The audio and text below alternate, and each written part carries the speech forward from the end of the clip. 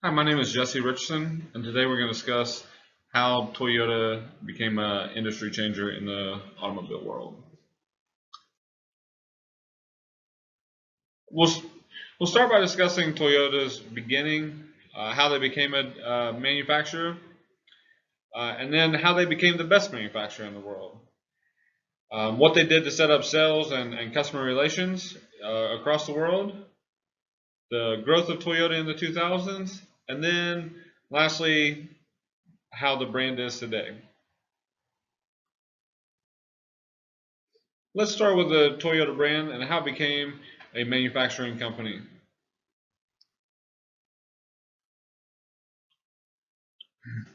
It started with a gentleman named Toyota Sakachi.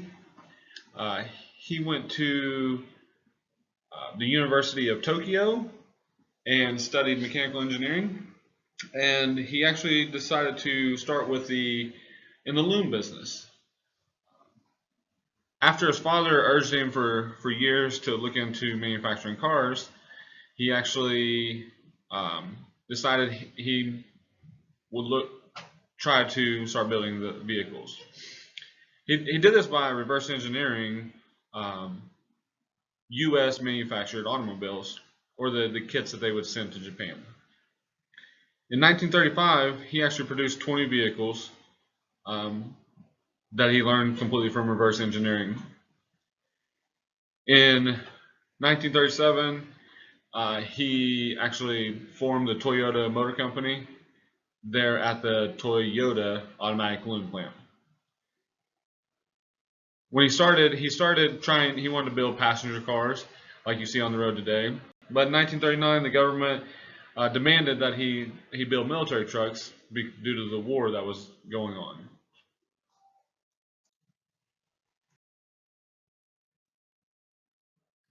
Next, we're going to discuss how Toyota became the best car manufacturer in the world. Toyota decided to mass produce vehicles. There's only one company at the time that had a good assembly line in production, and that was Ford. So they studied what Ford did, and they found that there was a couple issues in their assembly line and the production of their vehicles. The first was a long production time that the Ford company would run.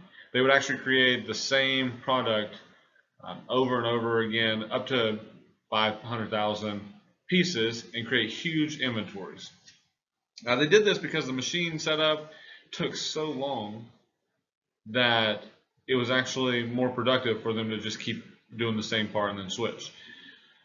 Another thing that they found was an issue was the assembly line workers only did one specific task. It created monotony for the workers and a huge division of labor.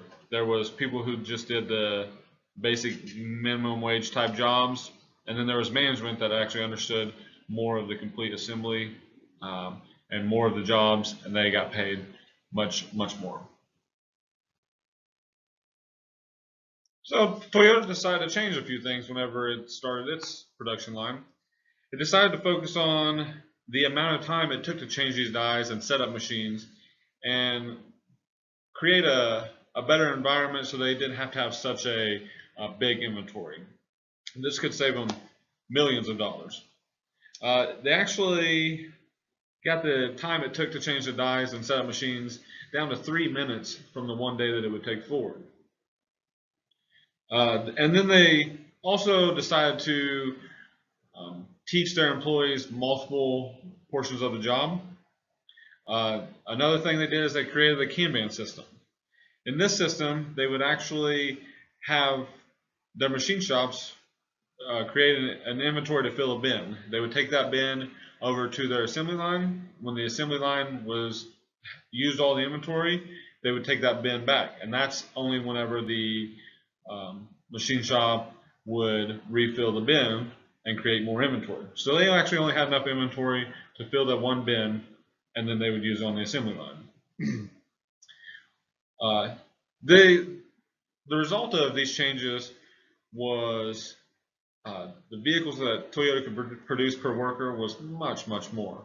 As you can see here on the graph, in 1965, General Motors could produce 5 vehicles per worker, and Toyota 8. It's more than General Motors, but still um, not enough for the amount of money and effort that Toyota put in. But in 1980, you can see that General Motors still could only produce 4.1 vehicles per worker, but Toyota could do quadruple that and create 17.8 vehicles per worker. So as they implemented these, they got better and better at it, and now they could produce quadruple the vehicles as GM.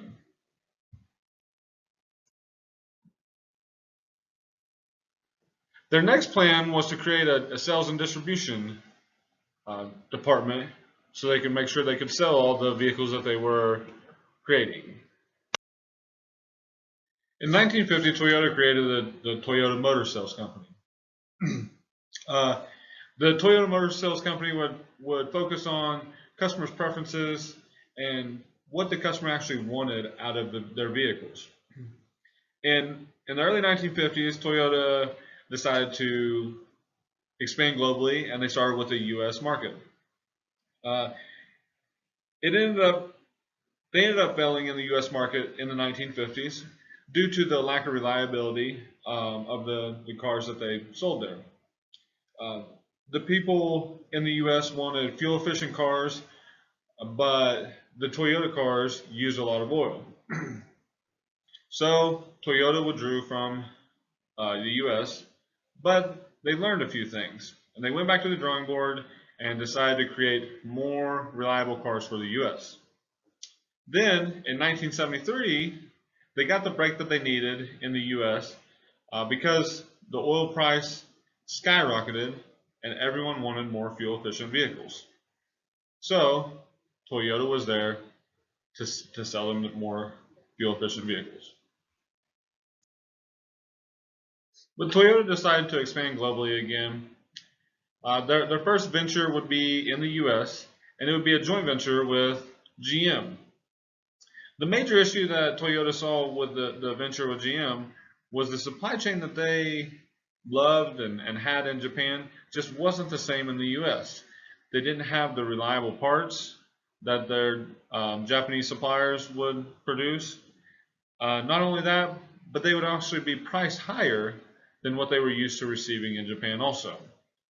So this created a couple concerns, and Toyota would have to go back to the drawing board and try to find more reliable suppliers that would be long-term suppliers and give them good prices.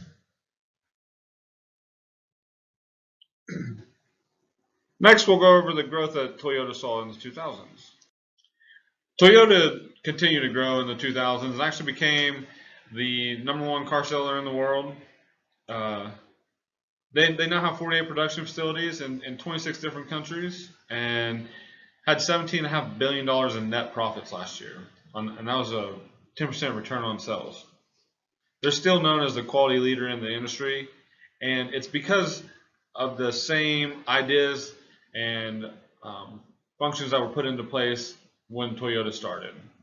In 2009, the economic struggle across the world really hindered Toyota and knocked them out of the #1 automobile production company. But in 2012, they took that spot back over. Next, we'll discuss the Toyota brand as we know it today. The brand today offers a couple different types of vehicles. They offer your basic Camrys and fuel-efficient vehicles. And they've also ventured out and create your more high-quality luxury cars like Lexus. Although the Toyota brand isn't as luxurious as the Lexus, it still offers many high-end options for the consumers.